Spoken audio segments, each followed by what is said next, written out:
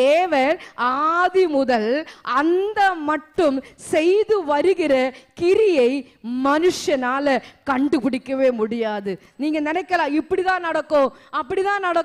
இல்ல, உங்களால கண்டு முடிக்க முடியாத அளவுக்கு தேவன் ஏற்ற நேரம் வரும்போது, தகுந்த நேரம் வரும்போது, அதின் காலத்தில் ஒரு நாள் முன்னாடி செய்ய மாட்டா, ஒரு நாள் பின்னாடி செய்ய மாட்டா, அந்த நேரத்தில் தானே அவர் செய்து முடிக்கிற தெய்வமா இருக்கிறார். அல்லேலூயா. கலங்காதீங்க, பயப்படாதீங்க. எந்தெந்த காரியம் எப்படி செய்யணும்னு என் அப்பாவுக்கு நல்லா தெரியும்.